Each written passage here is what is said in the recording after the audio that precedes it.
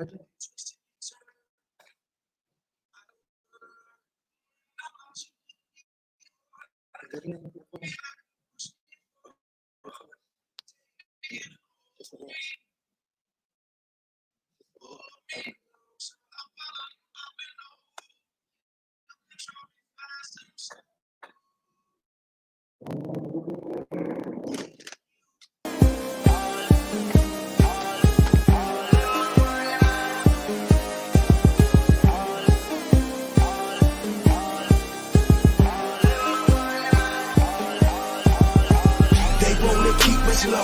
They think that we don't know, so we gon' show them that this kingdom about to rise up. They wanna keep us low.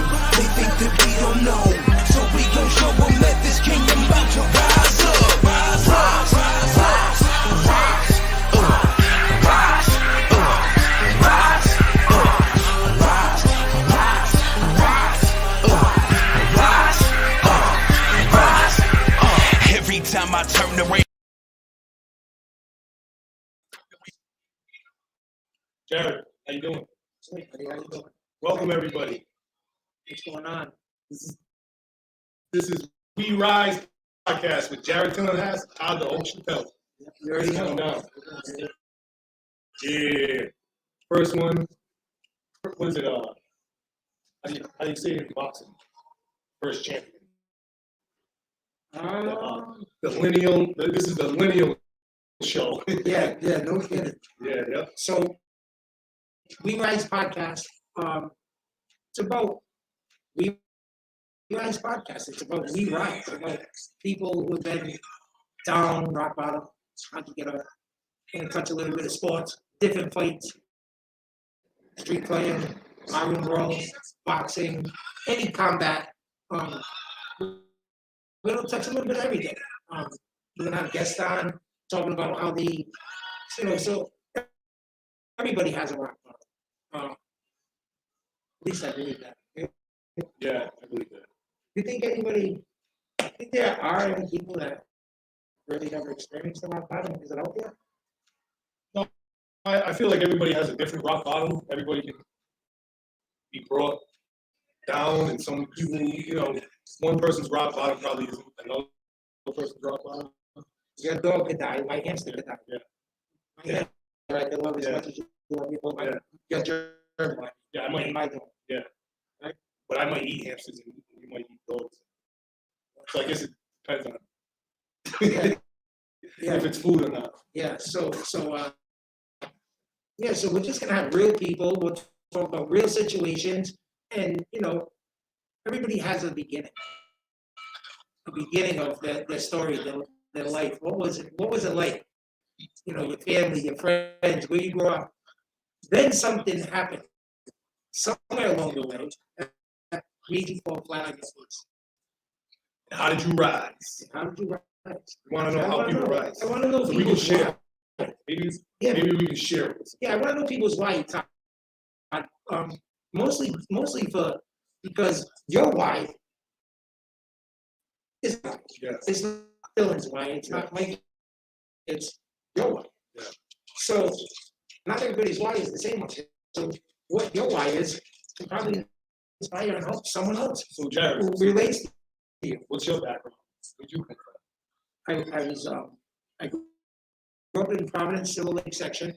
I come from a big family, 9 brothers and sisters. Mom, dad still alive. You all know my story mostly. My dad, Tillinghast legacy.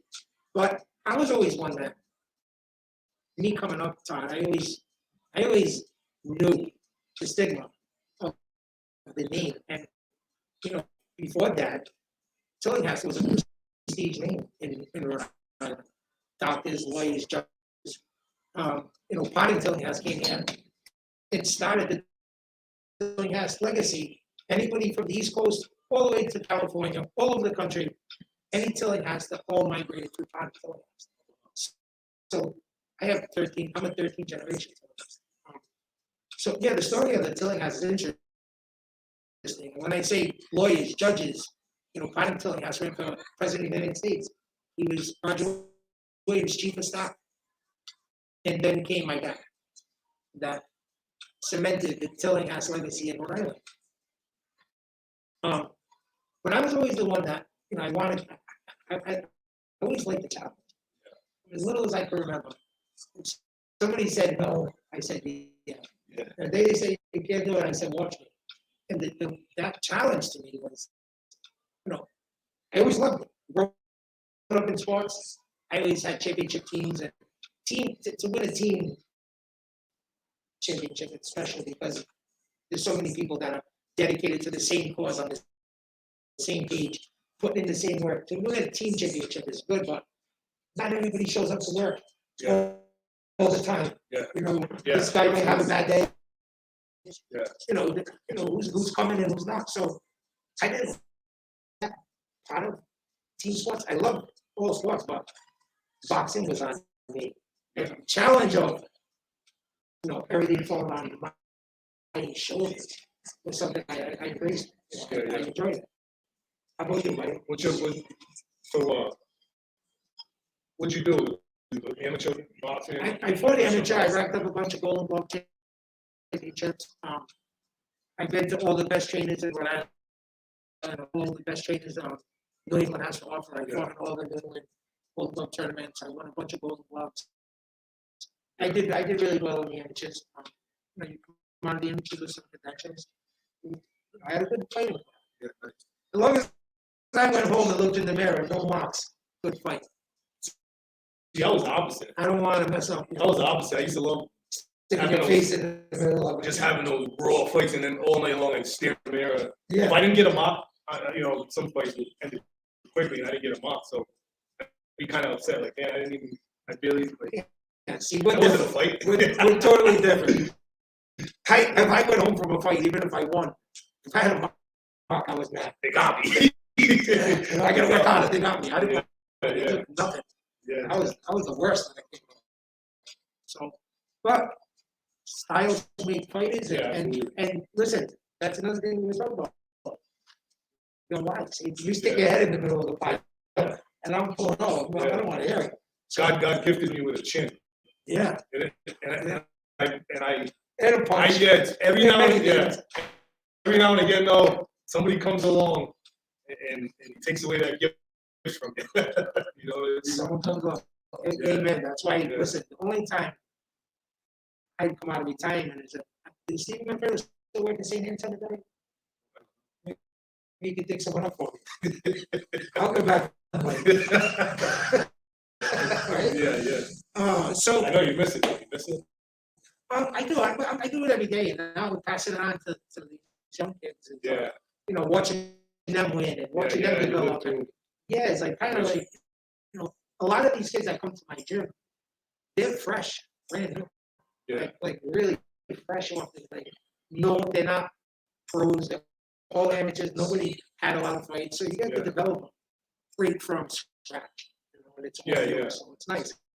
We have 2 champions in here. You get to see the fruits of your labor. Yeah, it's nice. Yeah. It's really nice. I appreciate you guys coming down helping out. I appreciate that.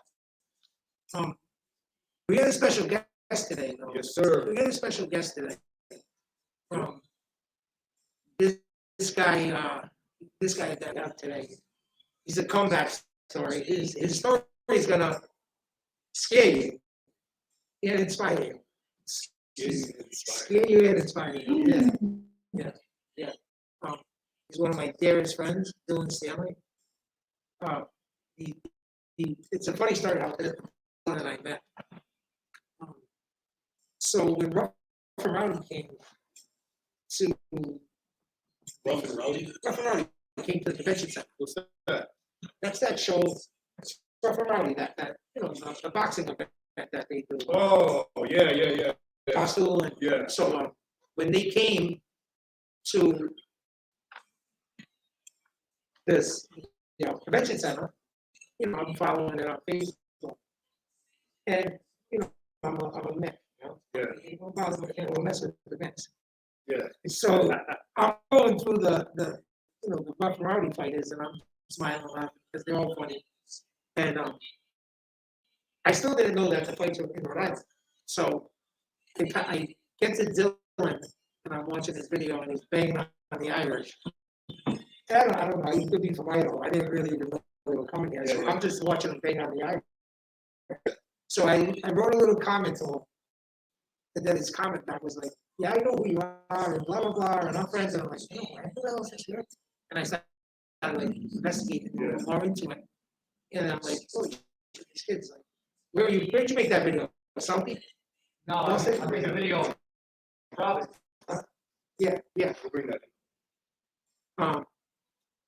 Yeah, so I met Dylan and I talked a little trash for fashion the average, but we went back and forth, and then I knew he was fighting in Rough and Rowdy, so I come to my gym, I went to help him, and we've been brothers ever since. Nice. And yeah, the story is compelling, inspiring, Oh. and just because you get up from rock bottom doesn't mean that you can't fall again. You're always capable of falling back on your face by getting into old habits and doing things that you used to do that got you there in the first place. So just because you're out of the woods today doesn't mean tomorrow you're going to make good choices and good decisions. Lifelong, it's a lifelong thing. So that's the other thing with the commitment to the cause. You know, you got to be committed. Anybody can do good. It's when's the next time they're going to fall on their face? You know, that's what people wait for. You all fall short of the glory. You can't come back from the dead and be good for 6 months and think people are going to notice. That's something that takes time.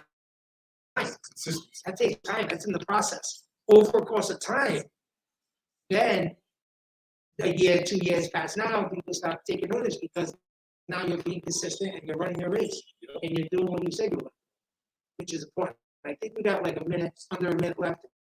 Take it to break. Let's all right, yes. Let's talk about Terrence Crawford. You know Terrence Crawford? Yeah, I missed the fight the other night. He fought this weekend. He fought Kell Brook. All right. Well, let's talk about that when we come back from break. Oh, okay. All right. All right. So We'll talk a little bit about the fight. Anybody know of any bros on the streets? Talking about bros, anything? Again, we're not here to glorify what we did growing up or the fight. It's not about that. It's a testimony that if we're gonna say it, we're gonna say let's it. be real. We're gonna It's gonna be real. That's right. We're not here to sugarcoat Be real. nothing.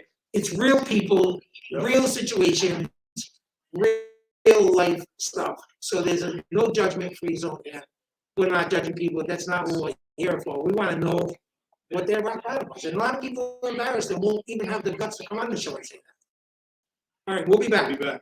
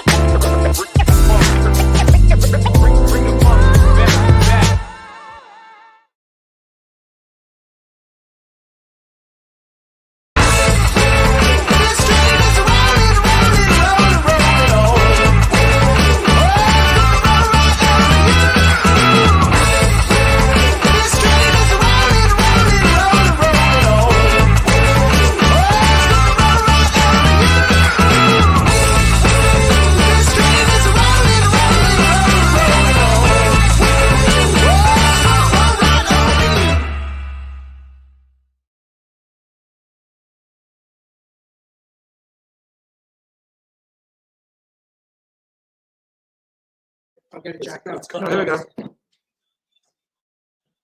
You guys are back. We're back. Who do we got here, Jarrod? Introductions. All right.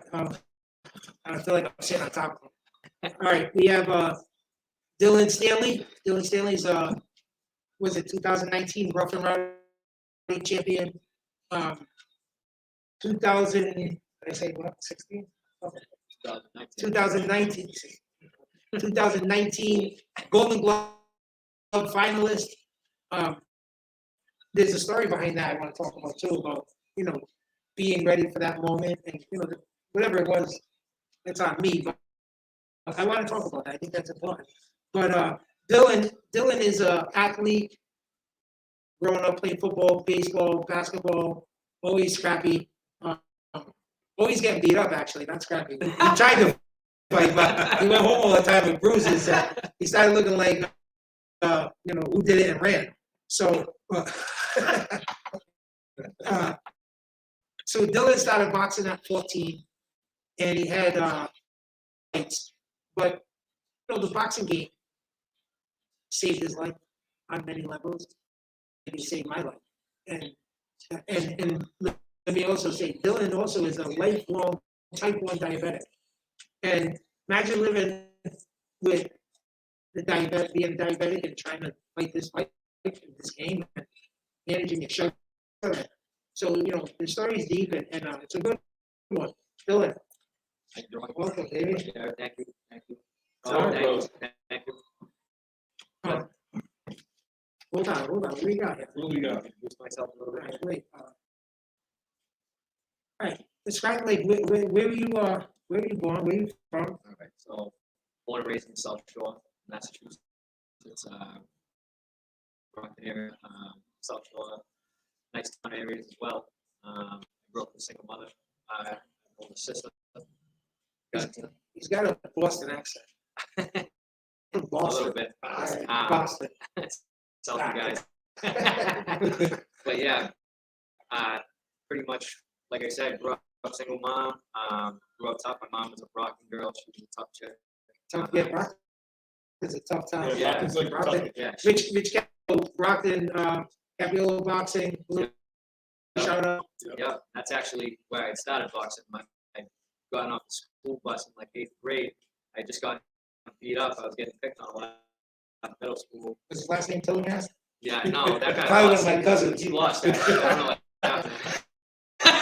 But no, I went home. I was upset. I said, Ma, I want to learn how to fight. She said, all right, we're going to bring you to Brockton. We're going to get you in the gym. I thought you were going to say you're legendary. Is that where Abby's from? That is Brockton. Brockton. Yeah. Yeah. Yeah. Adlin and her. City of Champions. Yeah. But yeah, I grew up with that. Like any average kid, life was easy, but it was tough at the same time. I go through a lot of challenges growing up. I had a lot of battles, from. So when what was life like before 14? Let's talk about so you were born in Southie in South Shore. You have any brothers and Yeah. sisters? I have an older sister. An older sister. My sister Is that Grace. Grace? I That's love Grace, Grace. Yeah, about 10 years older. Yeah. How was it growing up with an older sister? It was good. She kicked your ass. My sister, yeah, she was She tough. good, I know, great. It's good for you. My sister's been a fighter her whole life. Like, give me $100 for Grace when she comes in. Grace always been tough. Yep. Yep, She used to absolutely. give you warmings. Is that why you started boxing? Did you get sick of getting beat up by your sister? And then what? Everybody know what happened with Dylan? He started getting beat up by his sister. The whole neighborhood seen it, and then everybody started beating him up. That never happened. Until what? I'm gonna come out of it slow. If I bother you, it's because I love you. Go ahead. Well, he likes you. If he bothers you a lot, he loves you. Right. If I bother you a little, I like you. So yeah, the sister thing.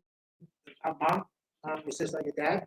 Yeah, my father was around, off and on. I see him on weekends every now and then. Sometimes not so much. Seemed like time went by kind of quick growing up. By the time I started seeing him more, I really didn't want him. Right. So there it is, right there. You see that?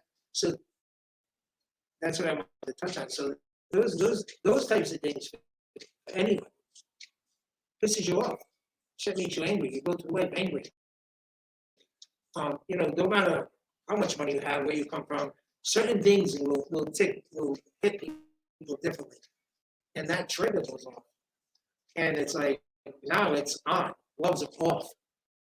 And we don't care what anyone says. And at that age coming up, it's a tough age to process Absolutely. that kind of stuff. And even if today is different, which it is, it took us the process to get there. Absolutely. He had to go through those emotions and those feelings and those times. What did you do in those moments when you were angry about your father, or about your mom, or something like? How did you channel that? To be honest, probably a daddy child. There wasn't really too many positive ways that I was handling it. Take it out by fighting in the street, or I would slowly get into like using drugs, whether it be starting marijuana at 14, 15, and slowly educate myself to worse things as life went on. You know what I mean? I was in a mental hospital when I was 17 for depression, for anger, for hurting myself, for hurting other people. Just totally conflicting all my emotions in a lot of the wrong ways, rather than channeling them into something more positive, which is a lot of the things I find in this gym, boxing, fighting, you know what I mean? But I was just gonna say that when you're going through that, and now you understand how to channel. So you didn't understand then. Right. Those moments are the dark. Those are the dark times where you're like ready to end it. This is it.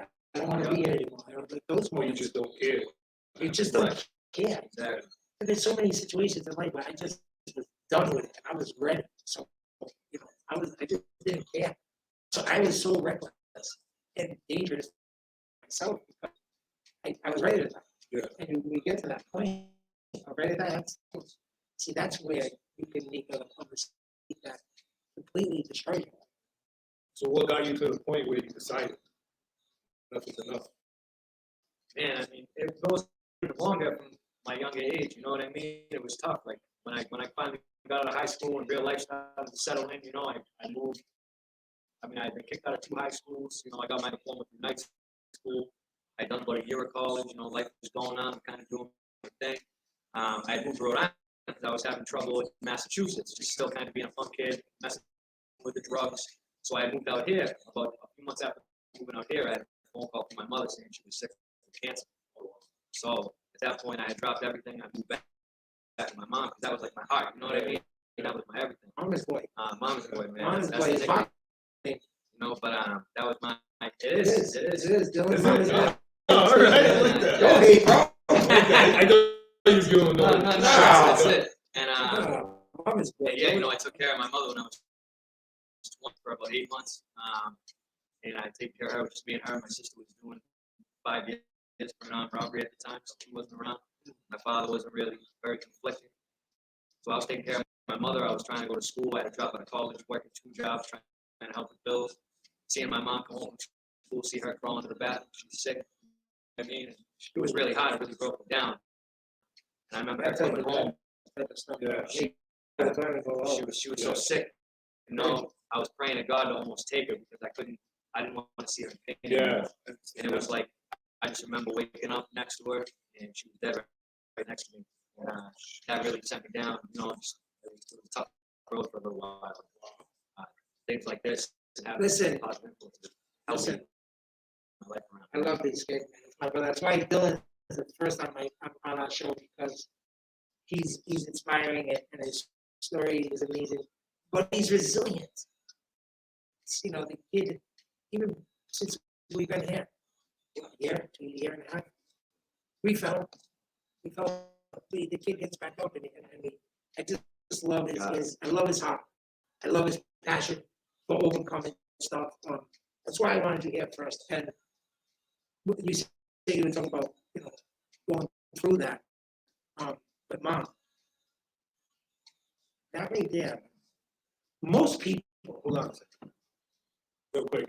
Let's just fix that. Let's do the thing because it'll be pointless. All right. They can't hear nothing. I can't hear anything. Breaking up too much. I'll share it. Is it? All right. I'll share it. Yeah. I got an idea. This is what you guys are gonna say.